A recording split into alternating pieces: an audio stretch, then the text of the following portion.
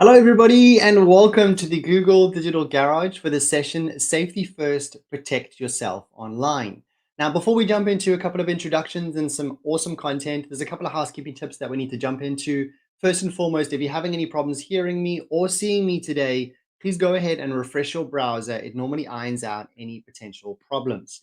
Next up, myself and Roshan, which I'll be introducing very, very shortly, we love questions, we love queries, we love emojis because I'd like to let you all know you've all entered a completely non-judgmental environment. In other words, this is a safe psychological space where you can ask questions, share stories, and this is really a great session to come together to start talking about how we can be safe together online. But in order for you to get involved with today's chat, you would be required to have a YouTube account. It's relatively easy to get set up. Once you're all set up, you'll be able to fire over those questions to myself and Rashan, which I'll be introducing very, very shortly. If you're viewing us through a laptop or a desktop, you'll be able to identify Rashan on the far right-hand side, and she'll have a little blue spanner next to her name. If you're viewing us through a mobile device, there's a very good chance that the chat will be just below us. Please get involved. Go ahead and just say hello to Rashan, and we're going to make sure that you get involved throughout today's session because it's very much an interactive session. We want to make sure it is as useful and relevant to you as possible. Next up, this particular live training is part of a broader offering from the Google Digital Garage. So I hugely encourage you to click in the link in the description below. It'll take you to the website and give you a plethora of information, online courses, and many, many more live webinars very similar to this one. Now, as mentioned with the questions, we will be pausing for questions throughout today's session. But as the session's going along, please don't be shy. Pop in your questions, your thoughts, your emojis, your comments. Just get involved as much as possible. And from an accessibility point of view, you may have already noticed that I tend to speak rather fast. I'll do my very best to slow it down. However, you do have the options for the closed captions, in other words, the subtitles. In order for you to find those subtitles, if you're viewing us through a mobile device, just tap on the video anywhere. On the top right-hand side, you'll see a button that says CC, which stands for closed captions, which allow you to have the subtitles. If you are on a desktop or a laptop, you want to hover your mouse over the video, find the gear cog, which is the setting option within the video. Once you tap onto that, you can select subtitles or closed captions and select English, and you'll be able to follow along just a little bit more effectively. Well, hopefully, that is going to set you up for success for today's session. But let's go ahead. We already a couple of hellos within the chat there from Naveed and Sonia. Beautiful. Let's maintain that. Anyone else there, please go ahead and get involved as much as possible because there could be something that you pop in the chat today that may resonate with others. And within the context of what we're talking about today, it's really about how we can all be vulnerable together and start talking about how we can be safe online. If you've been scammed before, I have, and I'm going to be open about it, and I'm going to be vulnerable about that and say that I have been scammed. A lot of my family members have been scammed too, but the best way to overcome this is to have this conversation with each other and really, I suppose, just run through what happened and how can we overcome this. So what I am super proud to be to be delivering this in partnership with Which. For those who aren't familiar with Which is a fantastic platform that is a completely non-biased website that you can go to that can help you with your buying decisions, but also help you to find some software that is best suited for you without all the sales and marketing around, where oh, you need to buy this 10% discount or buy this. It's completely non-biased and it's a great source of resources.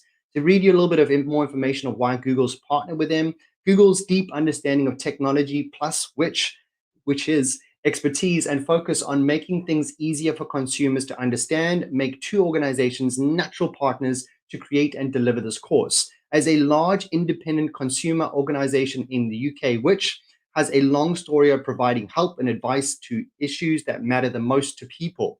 So in combination with Google and Which, either or, they're both here to help and support you moving forward and staying safer online. But what are we going to be covering over the next, how much time we have? About 55 minutes. Well, we've broken it down to three basic steps. Number one, we're going to look at what are the ways that you can be safer online? And we're going to look at a couple of misconceptions. And maybe you have been clouded by these misconceptions, but hopefully you'll get involved and say you have or you don't, or just get involved. Then we'll jump into how we can identify the common threats online. And there are lots of threats. And it's an ever-evolving world where cyber criminals are doing their very, very best to attack your computer, attack your devices, and essentially get your information. But we need to stay ahead of the game, stay informed, and just by you being here today and learning more, you are ahead of so many other people. So kudos to you, and hopefully you will stick with us for for the duration of today's session, as we'll wrap up the last part where it's how we can gain control if we've been scammed. Now, again, I've been scammed. My family members have been scammed. I used to be embarrassed to talk about it, but I'm no longer embarrassed because by me telling other people at what they've told me is it's actually empowered them and helped them to learn how they can overcome any situations that I've been through. But let's start it off with we'd love to know, where are you currently logging in from? Pop it into the chat. We have Navid. Where are you calling in from? We got Sonia as well. Where are you calling in from? Is anybody else? We've got L. I love the word, the very short, brief word is L. Let us know where you're tuning in from. I'm currently tuning in from close to Cardiff in Wales, in the United Kingdom. I've been around the block. I've been to many different places, but this is where I'm situated right now. And it's sunny outside, and I'm absolutely loving the weather in the UK. Now, you could be from all corners of the globe. You could be from another country, maybe, but pop it into the chat. Myself and Rashan would absolutely love to know the idea behind this. I've got Sonia from UK as well.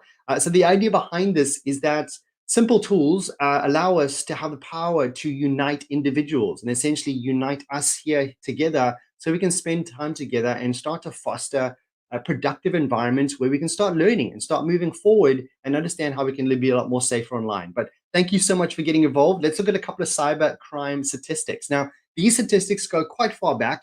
We have some that are around the 2017 mark, some around the 2020 mark. So some of these statistics may have changed over time. However, in 2017, I think it was 2016, 132 billion pounds was stolen by hackers. Now, you may think, well, that's a lot of money. What do they do with that? That is a lot of hard-earned money from a lot of individuals around the world, which is super, super sad. And I fell within that category, and maybe you did too. Then you have 18 million COVID scam email blocked by by Google every day. Now, this is one of the reasons why I am googly for Google, because Google seems to have my back and is helping me mitigate and move, I suppose, mitigate all those emails and the spams and those attacks away from me before I even get to it. But then there's over 700 fake websites. And it's normally around these credible websites, Netflix and Disney. Now, during the COVID time that we've all been through in the last few years, what did we all do? We wanted to spend time behind the TV and do nothing because we couldn't do anything and watch Netflix and Disney. So a lot of people were signing up to watch these movies that were on these channels. However, that is a great opportunity for a cyber criminal to know that there is a lot of traffic going to these websites. How can they take advantage of that? And so many people would have fallen for that trap, gone onto that fake website, and maybe exposed some of their information. Now, I personally didn't do that, but I know of quite a few people who did fall into that trap. And when I say it's a trap, it is a cyber criminal's trap.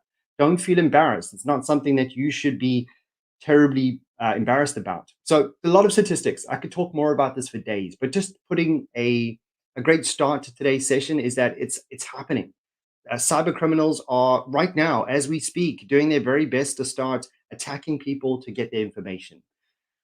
But there's a couple of misconceptions that I'd like to jump into. We have a few others. Al is calling from South Yorkshire. Big welcome to you from the UK. We've got Navid calling all the way from Pakistan, which kind of proves our point is that we can have people from all walks of life, and technology has a really is beneficial to our lives. But jumping into a couple of misconceptions. The first one, I don't have anything worth stealing.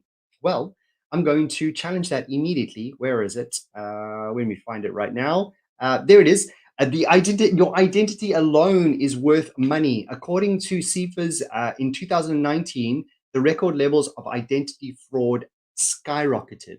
So it doesn't matter if you don't feel like you have enough money or you don't have anything worth stealing, your identity alone is worth stealing for these cyber criminals. Next one, it's only the big businesses that will get hacked. I have another statistic over here, which is according to the Institute of Directors in the UK, 5.4 million small businesses are collectively attacked more than 7 million times a year. To be honest, that's too many millions. But it doesn't matter who you are. It could be big, could be small, could be an individual, it could be a sole trader. Everyone is going to be vulnerable at some point. Then public Wi-Fi is safe. Now, we're going to talk a little bit more about that very shortly. But for anybody that believes public Wi-Fi is safe, please start challenging that as much as possible. And I give you some reasons on why you should challenge that shortly. Then your smartphone isn't vulnerable to cybercrime. Many people think that you have a smartphone and nobody can attack it. Well, again, it's something that I'm going to jump into very shortly because these devices that all of us have that you are currently viewing this on does have an internet connection. And if we have an internet connection, that's potentially where the vulnerability may lie. Then opening spam can give you a virus. That is not true. And I want to, this is something that I had to remind my mom on a regular basis that she always worried about clicking onto certain links or opening up a message from somebody she doesn't know. That doesn't mean you're going to get a virus. Now, we do need to be cautious of certain things, but it doesn't mean you're going to get a virus by opening up a spam email. Next up, devices can't get viruses. Very similar to what I mentioned before. Any device is vulnerable to cybercrime and any device is vulnerable to a virus. So hopefully we've managed to clear a few of those, let's say, misconceptions. But on the back of that, is there anything that comes to life for you? Is there something that you feel is a misconception? Are you confused about something? Is there a reason why you joined today? So I'm going to give you one question because I probably just gave you a chain of 5 questions. And the question I'd like to ask all of you, and pop it into the chat, is do you have anything that you would like to have covered in this specific session? So are you expecting something? Is there a question or a doubt in your mind about cybersecurity or anything at all? Pop it into the chat because myself and Roshan are looking to make this as relevant as possible to you. So, and remember, this is a safe psychological space. There could be a question that you ask that someone is really wishing they asked but didn't want to. So pop it into the chat. It doesn't have to be right now, but maybe throughout the course of today's session, maybe think something comes to your mind where you would really like to have something answered. Now, myself and Rashawn like to think we know everything, but we don't know everything. So we'll do our very best to give you the right resources, but also guide you in the right direction. But the most important thing is for you to be open and open-minded and share a little bit more about what your challenges are. There is a specific reason why you joined today, but what is that reason? Is there something that's on your mind? Pop it into the chat. Myself and Rashawn would love to know. Because that was the first part of today's session and pretty much a easy part of the first part session. The first part, all we did is we learned more about the misconceptions, a few statistics around how important it is to learn more about cybersecurity because it is happening to us all day, every day at some points. Some of those we may not even notice. So what we're going to do now, let us know if you have any questions. There are no questions at the moment. That's perfectly okay. I'm really hoping there's going to be a few questions a little bit later in today's session. We do. So we have one from L, just to learn how devices are vulnerable and how to stay safe online. Well, you're definitely in the right place. And L, big thank you. Really appreciate your contribution towards today's session because maybe someone is thinking about the same thing. And that's really what we want to help you with today. And if you have any questions, pop it into the chat. If you don't have any questions and you feel like this was a great session or you'd like to give us some feedback, please go to this link, which is goo.gle/digital garage feedback, because we want to know this is useful for you. And by getting your feedback, we can improve moving forward. So let's go ahead and jump into the main part of today's session, which is going to be about ways to be safer online. When it comes to being safer online, the best piece of advice that I can give to anyone, and it's advice that I give to myself every single day, is constantly learn. Always learn. Never, ever stop learning. Because from my experience and also helping others through cybercrime or vulnerabilities, generally it came down to the employees or the individual not being educated on what's out there, not knowing what phishing is, not knowing what malware is, not sure what to look out for. Now, this approach of not knowing about it makes it incredibly easy for the cyber criminals to use that to their advantage. And that's what we are looking to overcome today, essentially by educating you on something that is, to be honest, can be quite boring. Cybersecurity is not something that everybody wants to talk about, but it is something that we have to talk about in order for us to be safe. So there's a few ways to stay safer online. Number one is to protect your devices. Now, all of these 5, I'm going to be going through these very slowly and very one by one. First one, protect your devices. That's the first line of defense. Next one is to watch out for public Wi-Fi. Now, I'll be talking more about this very shortly. Public Wi-Fi is very convenient and very easy to use. But when something is very convenient and very easy to use, we need to maybe have a few light bulbs go up or a few red flags and think, okay, well, this is very easy and very convenient. Maybe there's only a certain amount of information I should transfer over or be using, or what should be accessing using this public Wi-Fi. A couple of thoughts to put in your mind before we jump into that. And then we have from one, oh, perfect. We have Norul, who's just joined us. Big welcome to you. And you're looking to be precautious. That is the perfect mindset to jump into when it comes to cybersecurity and being more safe online. So number three, we're going to jump into how we can shop safely online. Out of interest, does anybody currently shop online? Just say yes or no within the chat. I shop on a weekly basis. Naughty me, but yes, I shop on a weekly basis, but I have a chosen location where I start to purchase goods. So pop it into the chat. Simple yes or no. Do you buy online? Then number four, we look at how we can maintain your security settings and strengthen your passwords last but not least. So we'll break these down ever so slow. We got lots of yeses. Okay. Okay, not regularly, but really. So we have pretty much everybody is buying, whether it's regular or not. If we are buying, it'd be also interesting. You don't have to pop it into the chat. Think about, where do you buy from? You buy from a specific location like Amazon, or from Takealot, or from a specific website that's well known, or you buy from any kind of website that you like a good or service on. Again, you don't have to pop that into the chat, but it's something to think about. But what we'd like to jump into first is something around protecting your devices. These devices that we have, and especially your smartphone, is what I like to think of is, before technology, we used to have what? Money in our wallets. We used to have some bank cards in our wallets, maybe a, I don't know, some valuable assets, either in a wallet or in a handbag. And before the technology was around, we didn't just willy-nilly just throw our cards around and throw our money around and throw our wallets around. We used to hide it. We put it in our back pockets. Handbags were normally locked underneath the arm, but it was very, very protected. Now, when it comes to the digital format of that, these devices, we need to think about, okay, well, we have devices, we use them on a daily basis. Think about how much information is on your smartphone. If anybody got hold of your smartphone and had complete access, what do you think they could do? There are a lot of things that cyber criminals can do. They can use your username and your password to access your account. If they can access your account, they can do anything that the account owner can do. If they have details to your documents, where maybe you've forgotten a password and you've created a document with all your passwords, which I never recommend that you do, they'll have access to that. So think of your phone as almost a wealth of information about who you are, including your identity. So, how do we protect this device? Because this should be something that is at the forefront of your mind all day, not all day, every day. That's a bit over the top, but it's something you should be thinking about on a regular basis. So, a couple of tips for protecting your device: keep your software up to date.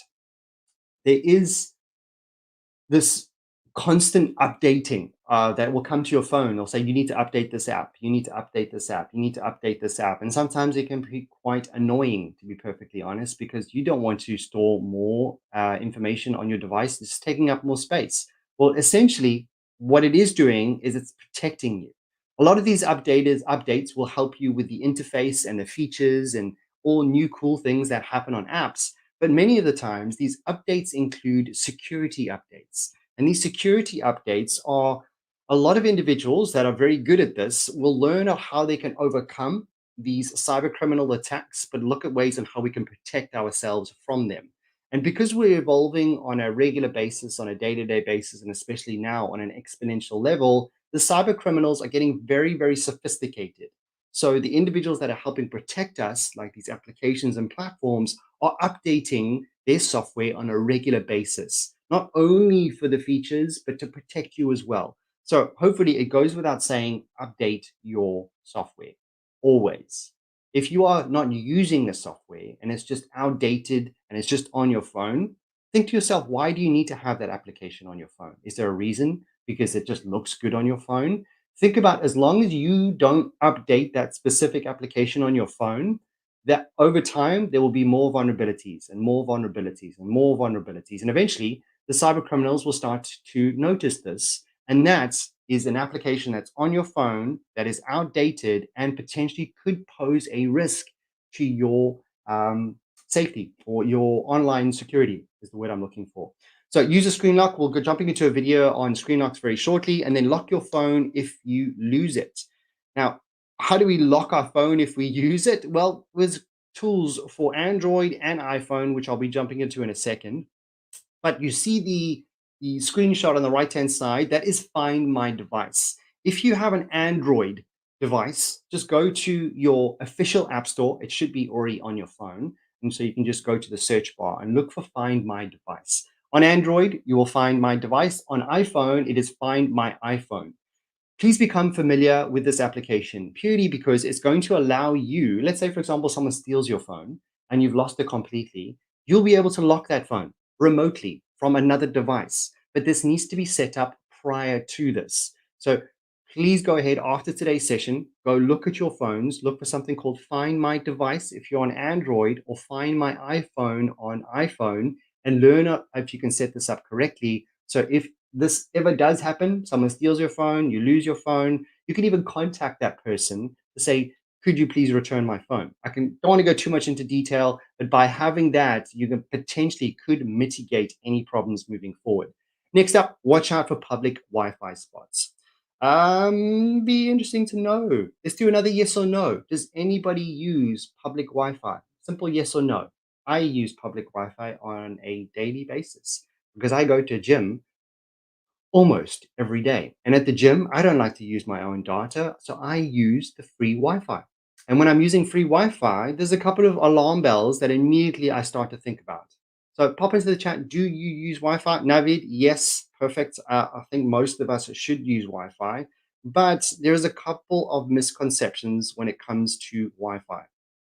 Wi-Fi is super useful, but these generally are not 100% secure. Now, I can't say for sure what specific Wi-Fi you are on, but I can say with confidence it is not 100% secure, purely because if you think of it, public Wi-Fi, let's just think of it as an umbrella or a router or the actual source. I will connect my phone to this public Wi-Fi, but I'm not the only one connected to this Wi-Fi. I don't even know who is controlling this Wi-Fi. I don't even know who set up this Wi-Fi.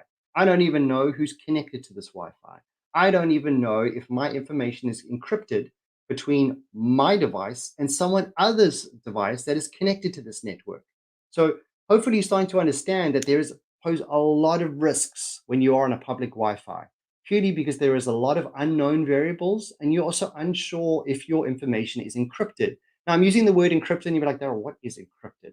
Encryption essentially is how we can turn data into code, which is also known as ciphertext, which allows us to encrypt communication between one point to another without other people knowing that information. When it comes to public Wi-Fi, we are unsure if that encryption exists or if it's even there. So be very careful when it comes to public Wi-Fi. But what I'm going to do now is I'm going to take a short 2.5-minute break. I'm going to go ahead and play you a very, very insightful video, and I will be back in about 2.5 minutes. Enjoy the video. Make sure you have any questions, pop it into the chat, but I'll see you very, very shortly. Bye for now. Very often, we access our email services or social network accounts on the go. On mobile devices, all services that you use are accessible through apps and therefore only one tap away without having to log in every time. That's why it is important to learn how to keep these devices protected. Locking your device helps you in case you leave it behind or if you're worried about someone else scrolling through your phone. Most mobile devices offer options to create a PIN or a pattern. If you prefer a PIN, it's a good idea not to use consecutive series such as 1, 2, 3, 4, or personal information such as your birthday or address. The same principle applies to patterns. Try not to use patterns that are easy to guess like geometric figures. Some devices also give you the option to hide your pattern when you draw it so that it becomes invisible. It's good to be cautious about the apps, games, and videos and attachments you download because they could harm your devices and put your personal information at risk. Beware of anything that claims that your phone is infected or asks for your password or personal information. You could accidentally download unwanted or potentially harmful applications or give someone you don't trust access to your account. To prevent this, a good rule of thumb is to always download apps from reputable sources, like the official App Store on your phone. It's also important to read the reviews and comments from other users and look for potential safety problems with the app. This can help you decide if it's secure to download the content. Once in a while, you might also receive notifications to download system updates on your mobile. It's important to keep all your devices up to date since new versions can help fix security problems identified in previous versions. Finally, always remember to be extra careful whenever you go online using a network you do not know or trust, such as when using free Wi-Fi at a local cafe, because it could be easily intercepted. When on public networks, avoid signing into your accounts or making purchases, since your passwords and financial information could be compromised. Now you know the importance of screen locks, safe downloads, system updates, and Wi-Fi networks. Decide what safety settings are right for you and set boundaries around how much information you share, when and where while using mobile devices.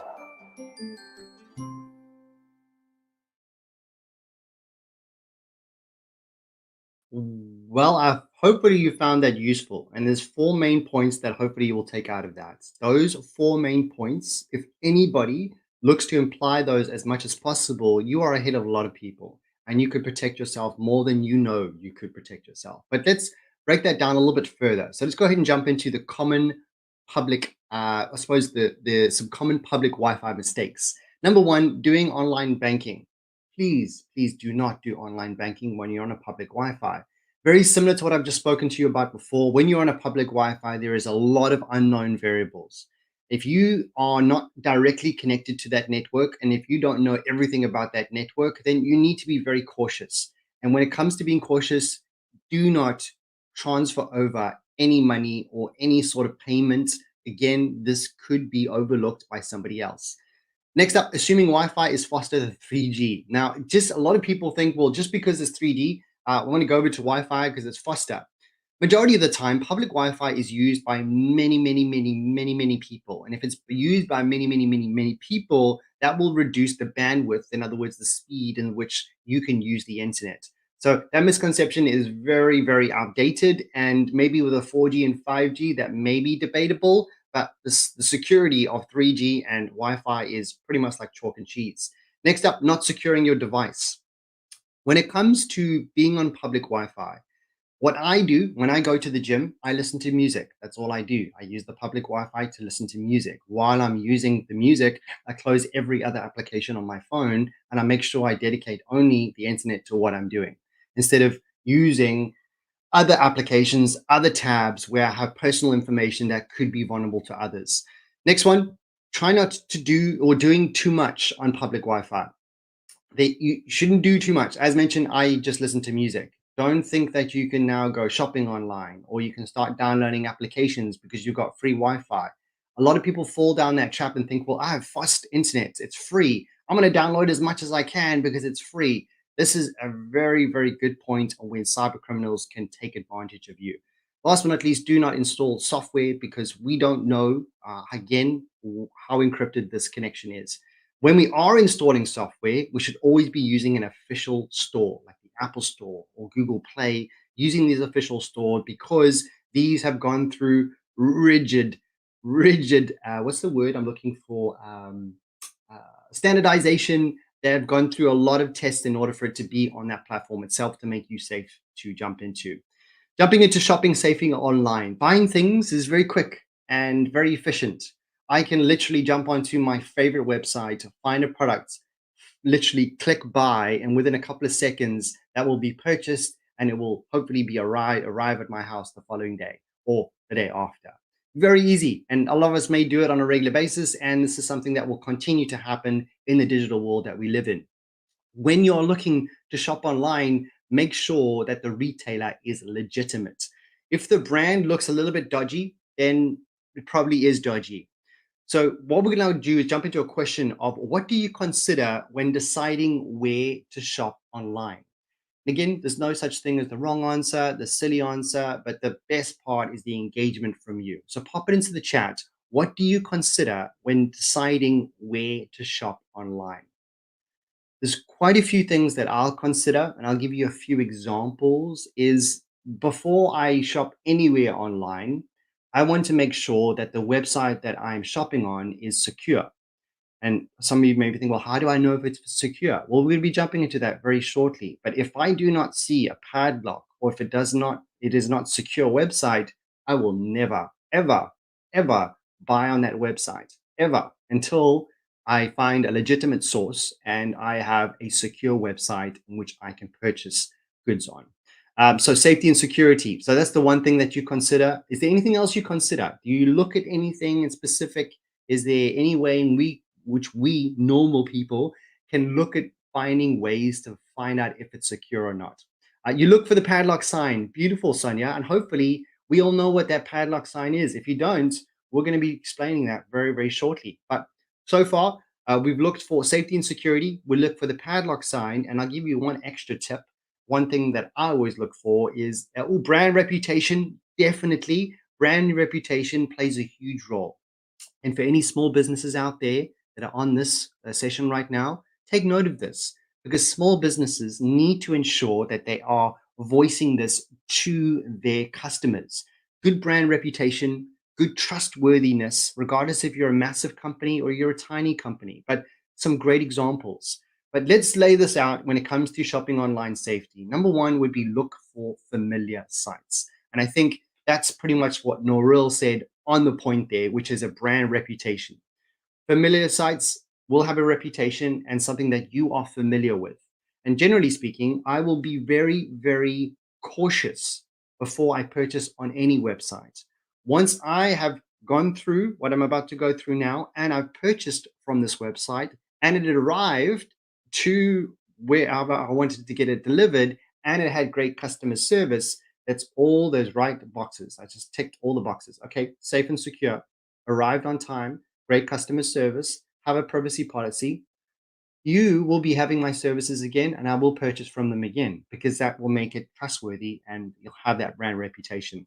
What else do we have? We have Sonia, spelling and grammar is all correct. Reputable brands and retailers, absolutely. And for anybody else that didn't think of that, think of it. Spelling mistakes, grammar mistakes, this is not something a professional business will allow. Of course, there may be a minor one here and there, but if you start to see a few of them, that's when you start to see those red flags.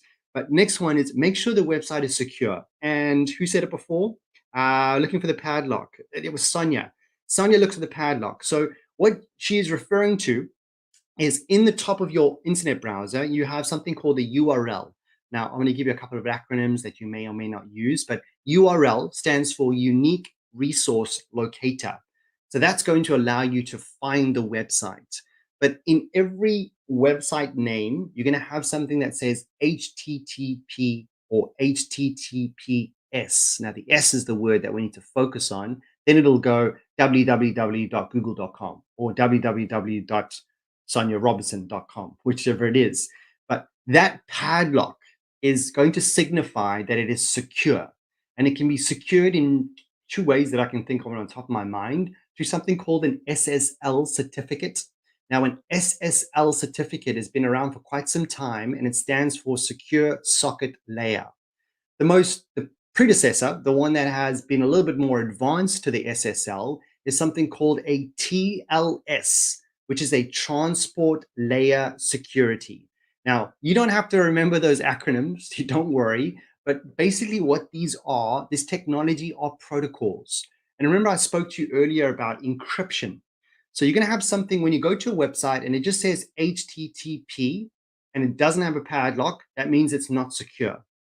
If it does have the S at the end, which is HTTPS, by the way, it's Hypertext Transfer Protocol Secure. If it has that, it's going to allow you to see that padlock next to that URL, Unique Resource Locator. That is going to give you a little bit more reassurance that this is a secure website. And I feel a little bit better if I'm going to make a payment that someone has this secure layer on the website itself. So if you have a website and you're a small business, please make sure you set this up, because if you don't, I personally wouldn't buy from you. Next up, check the privacy policy. Now, this comes back to what Sonia mentioned earlier. As much as you're checking the spelling and the grammar and the correction and the brand's reputable, the best way to check if it's reputable is if they've done a privacy policy, because these lazy cyber criminals will focus on trying to attack you, but won't focus on the minor details. So if you get to a website that looks legitimate, but looks a little bit off, go all the way down to the bottom of the website and click onto the privacy policy. Read through that privacy policy, because if that's not laid out and clear and transparent, bye-bye, I'll see you later. Check that privacy policy. And just a reminder for those small businesses or sole traders who have a website, set up your privacy policy. Even if you don't have payments on your website, set it up to build up that reputation and make your customers, your audience, feel more comfortable when they come to your website. The next one, when it comes to shopping securely, please avoid storing your card details. Now, the purpose of why these websites or certain websites will save your card is for many reasons. Now, the first one is for your convenience. The second one is to allow you to buy faster the next time, which makes them money. But we don't know where this information is stored. And does it really take a lot of time for you to jump in to grab your card, get the details, and start putting it in? Probably not that much longer. So next up, we're going to jump into maintain your security settings. We're all familiar with passwords, but how strong is your password?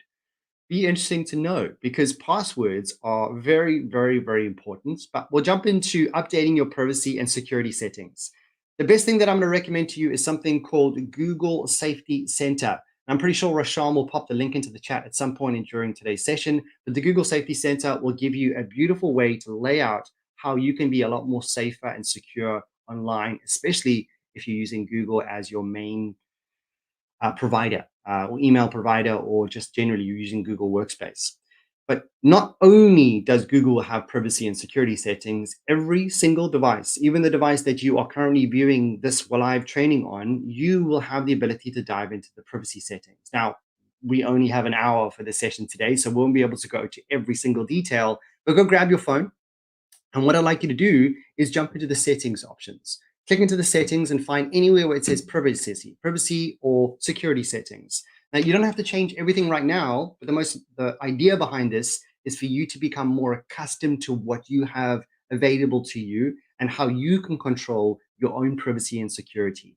But there is privacy and security settings on social media platforms, on pretty much most websites or applications that you use. And these security settings will vary, but I encourage you to go through them as much as possible so you understand your own privacy settings. But be cautious with the apps. The apps that you're using, as mentioned before, if you currently have a phone and you have an application that you haven't used the last 2 years, ask yourself, why do you still have that application? Save some space and delete it. Because if you haven't updated it, that could be vulnerable. But when it comes to the apps that you are now downloading, make sure you are always downloading from an official store, the Apple Store, the Google Play Store, and there's multiple reasons for this. But the main point is that if a cyber criminal can some way trick you to download an app off a website, they're going to get so much control of your device. So this is something we really need to be careful of. When you're downloading applications that are not in these official stores, the majority of modern devices will actually alert you and say, hey, this application is not in the store. We don't recommend that you download it. It's under your own risk. Once that happens, then the red bells need to start appearing and thinking, well, do I really need to download this application? But now what I want to jump into is something that is quite interesting, because I had this conversation and this debate with my family, my friends, and pretty much everyone I speak to regarding their safety. And it's the passwords that you have. Strengthening your passwords, because passwords, a couple of considerations would be the strength of your password is going to allow you to strengthen the gateway between you and your identity, you and your money, you and your information. But a lot of people feel like, well, I'm not going to remember my password, so I'm going to make one password for all of my accounts. Please don't do that. Please, please, please, please, please don't do that. Because if someone grabs a hold of one password and somehow one person is in a coffee shop, you are on your laptop, you're about to enter your password, you see your coffee there, you go run and get your coffee, 2 seconds, someone can look at your screen, grab that password and take so much information from you. So what I'm going to recommend that you do is we create a strong password. And I want you all to get involved with this exercise right now, because it's going to be beneficial to every single person in this world that is using technology. And what we're going to recommend is that you use the 3 random word password setup. So what I want you to do right now is look around you. Now, firstly, I want to choose a word of how you're feeling right now, and then find some items around you.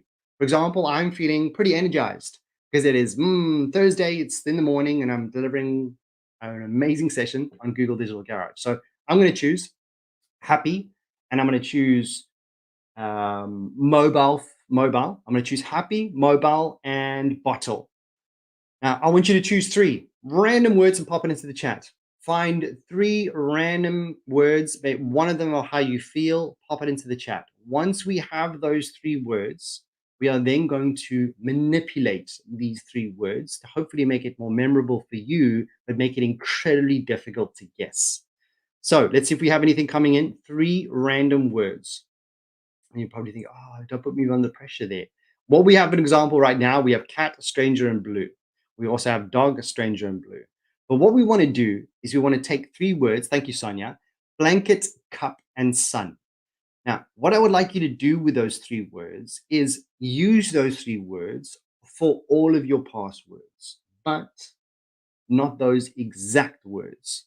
So what we're going to do is we're going to take the next step up, and instead of saying blanket and say BLA, you can replace the A with an @ symbol. Then you want to go ahead and take and add a number, for example. Maybe put 2 at the end, or put an exclamation mark after good, because good is a good word. So thank you, Al, as well. Good, stiff, and dog. Or hopefully you're not stiff from the gym, but when it comes down to these 3, you've got 3 words.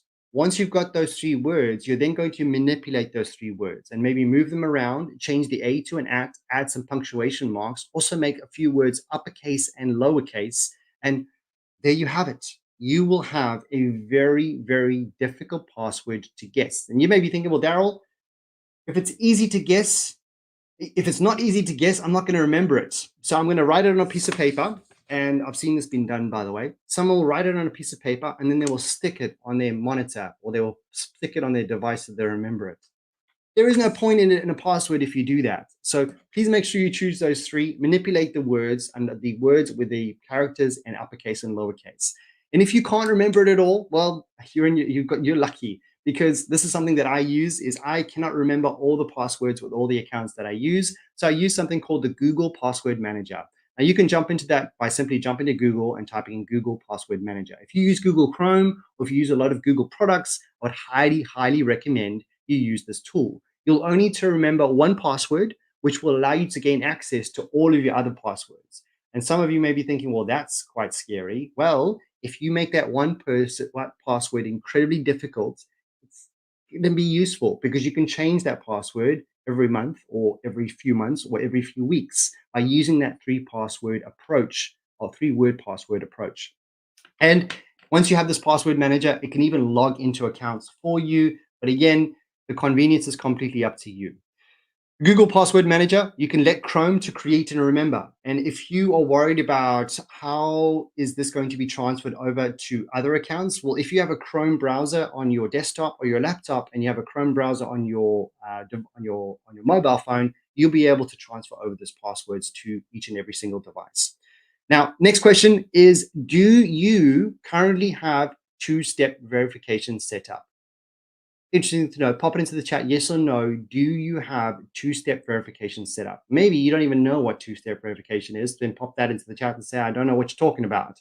So 2-step verification, it is something that is, yes, L, you are, and hopefully that has inspired a lot of other people. Yes, from Noreel as well. For anyone that does not have 2-step verification, I highly recommend that you set that up today. What you are essentially doing is you're adding an extra layer of security to your account. So let's say, yes, Sonia as well, and everybody's on the yes, and that makes me so happy, because in order for anybody that doesn't know what 2-step verification is, if I was looking to access my account, I need my username and my password. Once I've done that, I'm then going to get access to the next part, which is Google, or whichever platform you're looking to log in, will then send a 6-digit code to a trustworthy device. In other words, if I sign into my Google account on my desktop, and I pop in my username and my password, it's then going to say, okay, I'm going to send a 6-digit code to your mobile device. And you may think, okay, there it is, 6-digit, I pop it in and I get access. Now you can think of it from a cyber criminal's perspective. If they do not have your device, they don't have your account. So what you're essentially doing is you are strengthening your account and the access to your account. So I only see yeses in the chat. For anybody that says no, please get that set up. The next one is going to be your antivirus and installing and updating antivirus software. Now, depending on who you are, what you do online will vary if you need the free or the paid version. I'm going to recommend free to every single person on this planet because it's free and it's going to help you learn on how you can be more safe and secure. You have something called Bitdefender, AVG, which has been around for a very long time. To be honest, a lot of these have been around for a long time. But what you'll notice is that there's Bitdefender on the free and the paid version. And that basically goes to show that some of them will be free to a point of use. Depending on the level of security that you need, you may want to think about paying for this service. The times when you start thinking about paying for this service is when, let's say, for example, you have a company or you have a group of people or individuals working on as a company. Setting up an antivirus is only going to protect you. So please make sure you get one of those. And if you're not quite sure which antivirus to get, well, jump into our partner's website, which is jump into the Which website, and it will give you a completely non-biased opinion on what these antiviruses are. And they're very, very detailed and will give you some great insight to which antivirus you can use. Well, let's jump into, see if there's any questions. I haven't seen any questions yet. But what I would like to say is that I really appreciate your engagement. The average human attention span is close to 8 seconds. Some even say 3 seconds. So the fact that you are all here dedicated to learning more, I say a huge thank you to you and thank yourself, because this is going to only help you and help those that you talk about this with. So let's go ahead and jump into the common threats and what you can do. What have we discussed so far? We've discussed the common threats and how much money hackers have stolen for innocent individuals. We've then approached a couple of misconceptions, and then we looked at ways on how we can control our devices and be in more control. But now let's look at the common threats and what you can do. So we have, can you describe what malware means? Pop it into the chat. Super interested. First thing that comes to your mind, what is malware? And for those who are quickly opening up another Chrome tab, going to Google, typing in malware, that's okay too. I just want to get some feedback from you. What is malware? So we have, will Google Password Manager work with Safari? So unfortunately not, Sonia. So it's a great question. So when you're looking to use Google Password Manager, it is normally run through Google Chrome because you'll be accessing your account through that.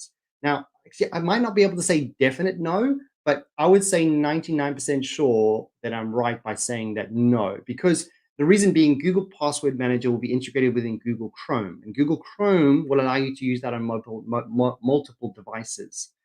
Now, I, again, would have to follow up on that one. Sonia, if you are in the UK, please go ahead and book into a free one-to-one mentoring session if you want to get some help on this. And I'm pretty sure Rashawn might pop a link into the chat for you.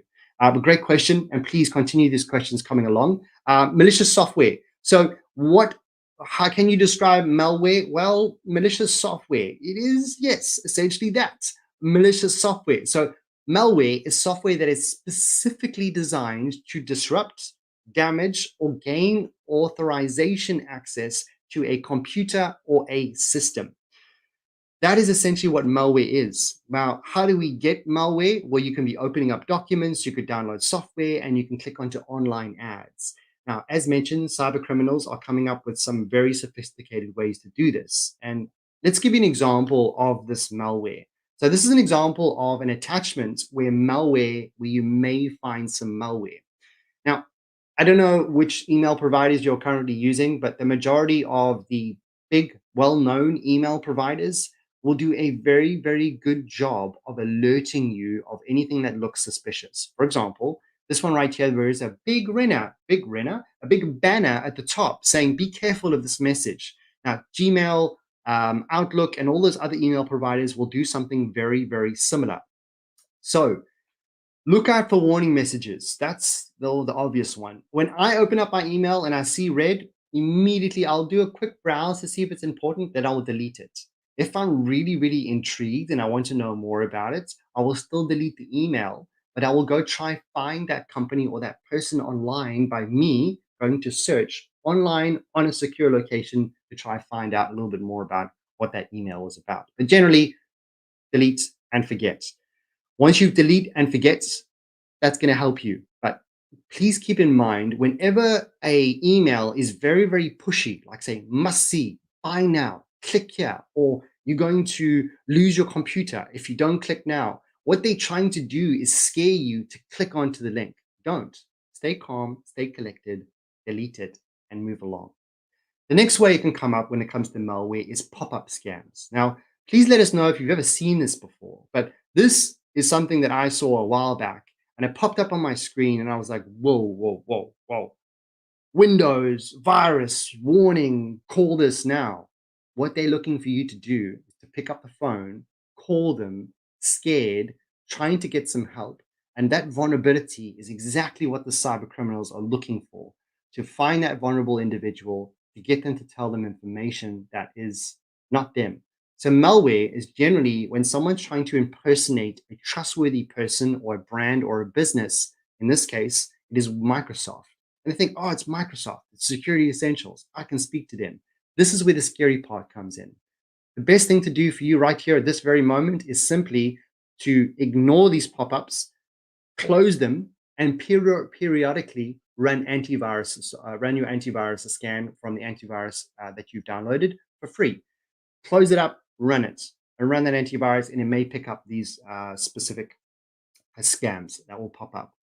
The next one is phishing and other scams. Now, this is exceptionally on the rise at the moment. Phishing comes in many, many different forms. You have spear phishing, you have boutique phishing, and you have bulk phishing.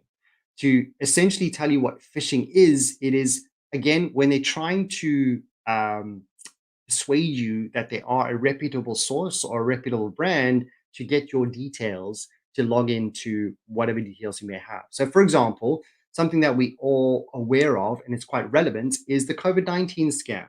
Now, this was massive during the COVID-19. They would send something from the gov.uk. When you think gov.uk, you really immediately think it's legitimate. And that is what they're looking for you to do. But check the email or the sender. Where it says UK_gov, already a red flag. I'm like, that doesn't look right. Like, okay, let's maybe just not look at that. Then the links that you will click on will take you to a scam page, which is a fake page to allow you to input information so they can extract that information. Now, all they're looking to do is tricking you to make a payment. But all you need to be aware of is those small minor details, for example, the header.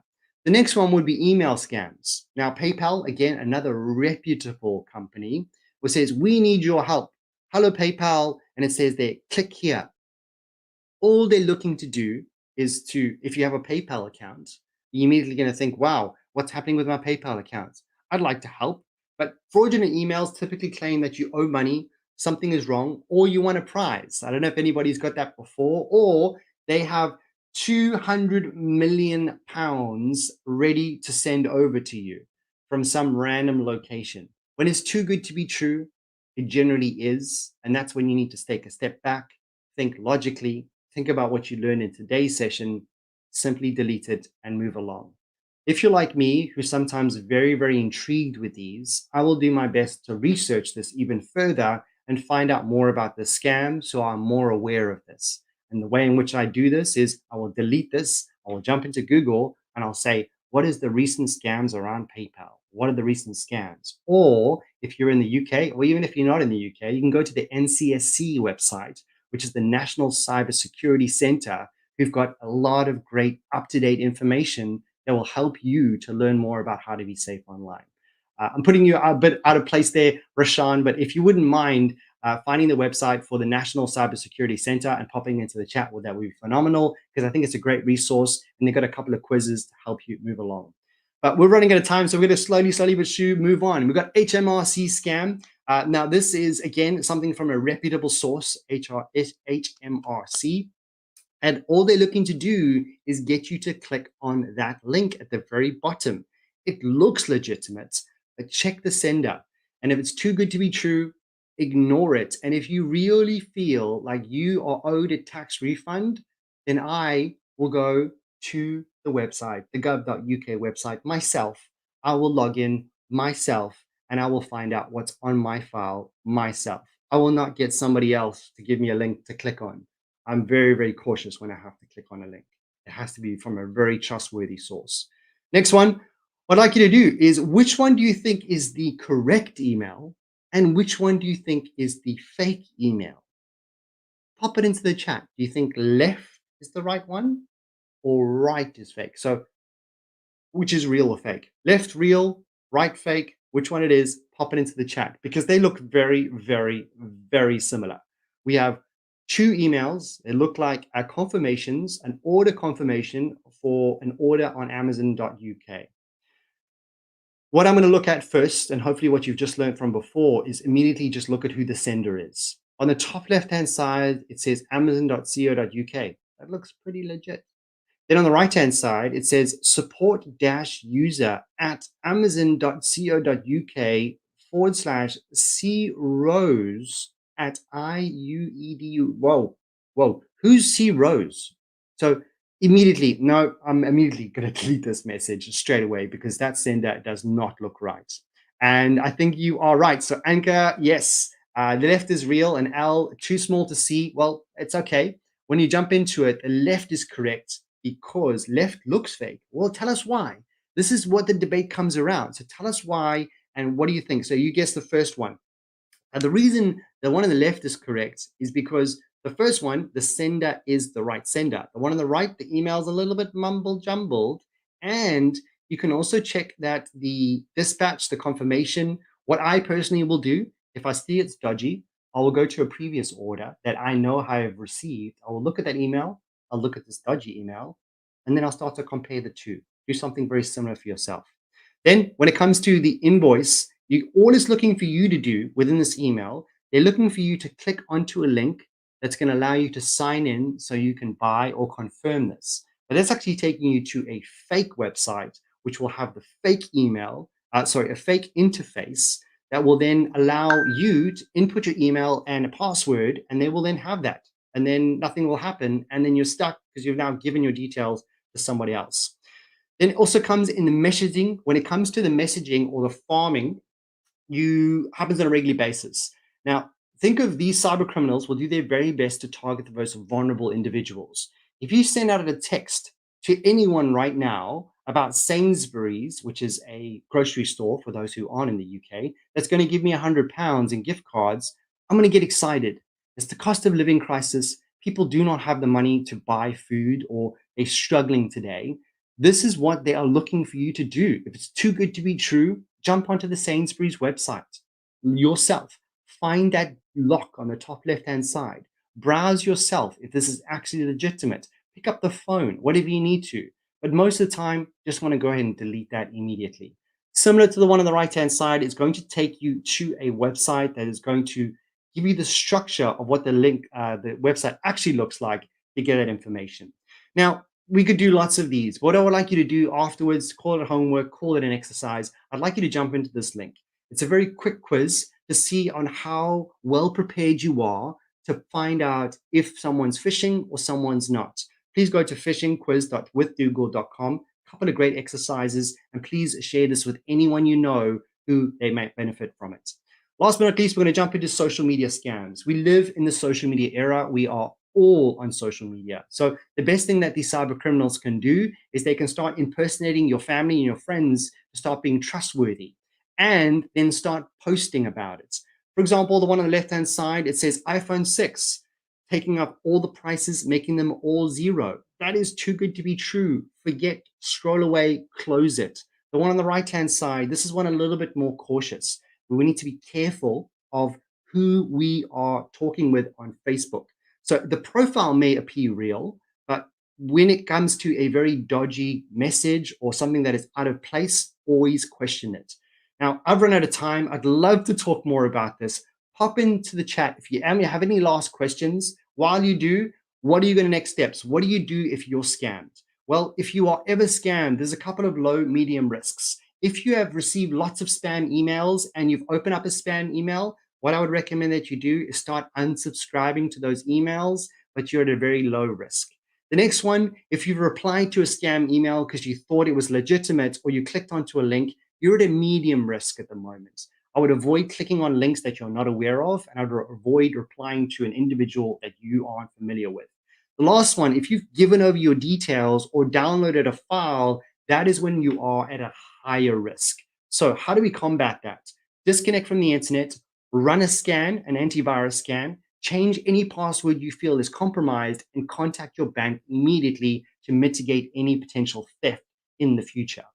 The last step is the one that many of us don't do because of embarrassment, like I have been, my family has been. We need to report this. Now, we got people from all walks of life today, which is fantastic, but find your local authority, find your local authority when it comes to cybercrime, and be ready to have that phone and pick up the phone and tell them. By doing that, you are informing them with more information that helps us stay protected and move forward with a more safe and secure online environment. And of course, always jump back to which can alert you to scams that are doing the rounds, provide practical advice to help you one step ahead these fraudsters. That is the one thing that we can do proactively, is be ahead of the game. Lastly, when you jump onto the COVID, there is a COVID. When you jump onto the Google Safety Center, remember COVID was a massive thing. People took advantage of that. Now we got the rise of AI. Some way, in some form, these cyber criminals are going to find a way to deceive you to get their information. Are you coming to these regular trainings and learning more about which, and going to the NCSSCS website, you can equip yourself with the knowledge. I don't see any other questions as of yet. Navid, you've got 3 words for your password. Please make sure you use that. What are your next steps? Jump in the link in the description below. Many, many more live trainings in the future. I'd like to say a big, big thank you to you. I'm already 2 minutes over because I can talk for days. Please give us your feedback. We'd love to know. Go to goo.gle/digital garage feedback. If you want to shout about this, go to hashtag digital garage. Thank you to Rashan for moderating today's chat and sharing all your links. Thank you to Sonia, Norel, Navid, Al, all of you for getting involved. We hope to welcome you back to many, many more sessions in the future. And we really hope this has been helpful to you. But without further ado, make sure you look after yourself, make sure you look after each other, and we'll see you in the next video. Bye for now.